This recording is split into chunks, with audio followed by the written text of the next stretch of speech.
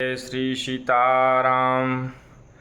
मंदारमाला कुलितालकायै कपालमालाङ्कितशेखराय दिव्यम्बरायै च दिगम्बराय नमः शिवायै च नमः शिवाय। अत श्री हरितालिका तीज व्रत कथा ये बहुत ही दिव्य पर्व है, दिव्य व्रत है। सौभाग्यवती महिलाएं इस व्रत को करती हैं अपने पति की उत्तम दीर्घायु की कामना हेतु और अच्छे वर की प्राप्ति के लिए। कुमारी कन्याएं भी इस व्रत को करती हैं। बड़े ही सावधानी पूर्वक इस व्रत को करना चाहिए। कैलाश पर्वत के शिखर पर विराजमान बाबा भोलेनाथ से माता पार्वती कहती हैं, कैलास शिखरे रम्ये गौरी पृच्छति शंकरम गुह्याद गुह्यतरम गुह्य कथयस्व महेश्वरः। कैलाश पर्वत के शिखर पर विराजमान माता पार्वती ने महादेव जी से कहा कि हे प्रभु, कोई अत्यंत गोपनीय व्रत के बारे में बताइए जो सबसे सरल और उत्तम फल देने वाला हो। यदि आप मुझसे भली भांति प्रसन्न हैं तो आप उस व्रत को मेरे सन्मुख प्रकट कीजिए। आप आदि मध्य और अंत से रहित हैं। आपकी माया का कोई पार नहीं है प्रभु। आपको मैंने किस भांति प्राप्त किया है, वह व्रत, दान, तप और उसके फल के बारे में आप मुझे बताइए। तब महादेव जी बोले कि हे देवी सुनो, मैं तुम्हारे सामने उस व्रत को प्रकट कर रहा हूँ।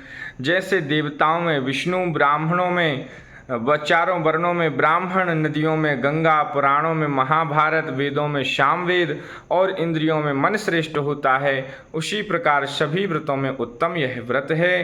तुम्हारे सन्मुख में से वर्णन कर रहा हूँ। इसी व्रत को करने से तुम्हें जो है मेरा अर्धासन, आधा आसन मेरा प्राप्त हुआ है।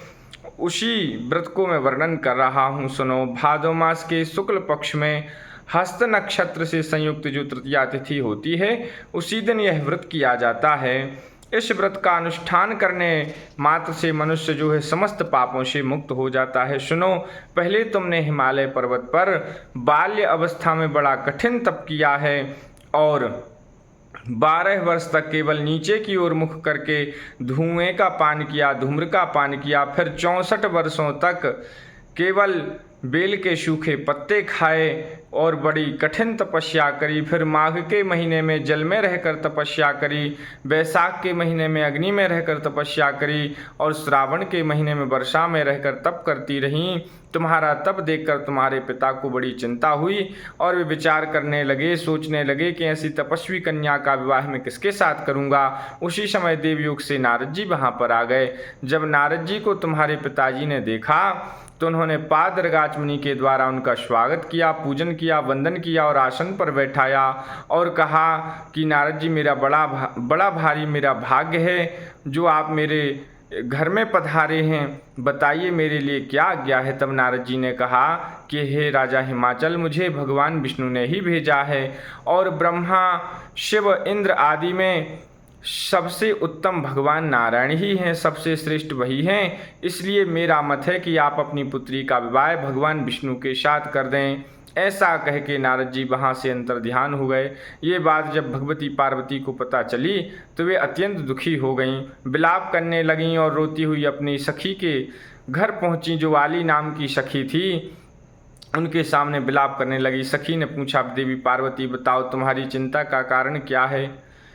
तुम निश्चित ही मैं तुम्हारे दुख को दूर करने का प्रयास करूंगी। तब पार्वती जी ने कहा कि देखो सखी, मैं तो बचपन से ही भगवान शिव को अपना पति मानती हूँ और मेरे पिता मेरा विवाह भगवान विष्णु के साथ कराना चाहते हैं। यदि ऐसा हुआ तो मैं प्राणों का परित्याग कर दूंगी। तब वह आली नाम की सखी बोली, ऐसा कुछ करने की आवश्यकता नहीं है। चलो मैं तुम्हें ऐसी जगह ले चलती हूँ जहाँ तुम्हारे पिता भी तुम्हें ढूंढ नहीं सकेंगे। तब उस आली नाम की सखी के साथ माता पार्वती एक घनघोर जंगल में पहुंची और आली नाम की सखी के साथ ही जंगल में गईं।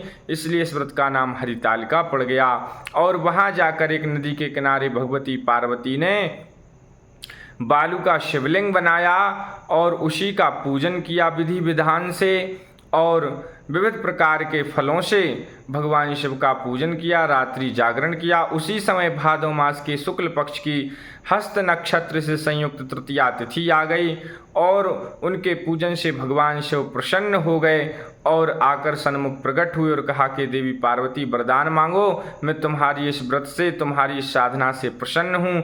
तब आपने एक ही बात कही कि हे महादेव, यदि आप प्रसन्न हैं तो आप मुझे पति रूप में प्राप्त हों। तब भगवान शिव ने तथास्तु कहकर वरदान दिया और वे वहाँ से अंतर्ध्यान हो गए। तुम्हारे पिताजी हाहाकार करते हुए, रोते हुए, ढूंढते हुए तुम्हें वहाँ पर पहुँचे और मन में सोचने लगे, न जाने मेरी पुत्री को कौन खा गया, कौन राक्षस हरण करके ले गया, या किसी सर्प ने डस लिया, या किसी संग व्याघ्र ने मार डाला, न जाने मेरी कन्या रूपी रत्न का किसने हरण कर लिया। सभी लोगों को साथ में लेकर खोजने के लिए निकले।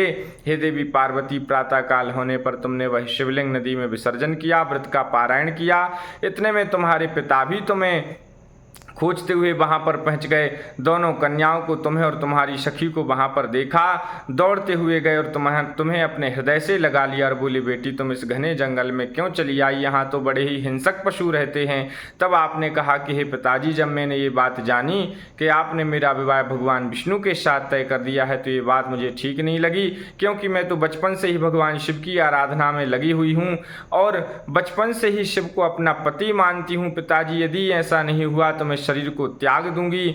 तब आपके पिताजी ने भरोसा दिलाया और कहा कि बेटी ऐसा ही हो गया, ऐसा ही होगा। भगवान शिव बोले कि हे देवी पार्वती, तब आप घर आ गईं और सानंद आपका मेरा विवाह संपन्न हुआ, अर्थात भगवान शिव पार्वती का विवाह संपन्न हुआ। तो हे देवी, इस व्रत को जो स्त्रियां करती हैं उन्हें सुख और सौभाग्य की प्राप्ति होती है। पार्वती जी बोली कि हे प्रभु, आप इस व्रत की विधि और इसके फल को भी कहिए।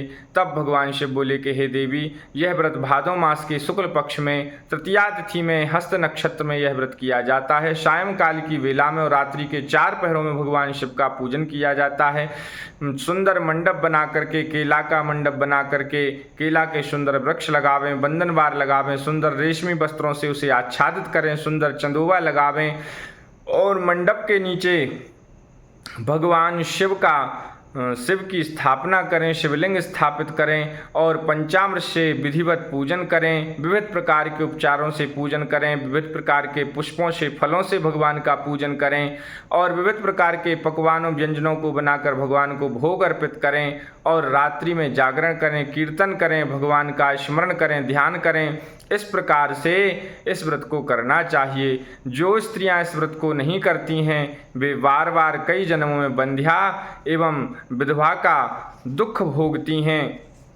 जो स्त्रियां इस दिन व्रत करती हैं उन्हें अनंत सुख सौभाग्य की प्राप्ति होती है और वे कई जन्मों तक सुख सौभाग्य और राज्य को पाती हैं और अपने पति की प्रिय होती हैं। जो इस व्रत को करती हैं, हे देवी, वे तुम्हारे समान अर्थात शिव के जैसा पति प्राप्त करती हैं। इसलिए विशेष करके स्त्रियों को सावधानी पूर्वक इस व्रत को करना चाहिए। स्त्री पुरुष दोनों के लिए ही यह व्रत संयुक्त रूप से समान फलदायी बताया गया है। जो स्त्रियां इस दिन अन्नाहार करती हैं वे शूकरी का जन्म पाती हैं, जो फल खाती हैं वे वानरी का जन्म पाती हैं, जो जल पीती हैं वे जोंक का जन्म पाती हैं और जो मीठा खाती हैं वे चींटी का जन्म पाती हैं और जो सब कुछ खा लेती है वह मक्खी का जन्म पाती है। जो स्त्रियां इस दिन सो जाती हैं वे अजगरी का जन्म पाती हैं और जो स्त्री अपने पति को अपशब्द कहती है, ऊंची आवाज़ में बात करती है या उसे धोखा देती है तो वह मुर्गी का जन्म पाती है। इसलिए बड़े ही अत्यंत सावधानी पूर्वक इस व्रत को करना चाहिए। भगवान शिव कहते हैं कि हे देवी पार्वती, 1000 अश्वमेध यज्ञ करने से और 100 वाजपेयी यज्ञ करने से जिस फल की प्राप्ति होती है वही फल स्त्रियों को इस व्रत के करने से सहजता से ही प्राप्त हो जाता है।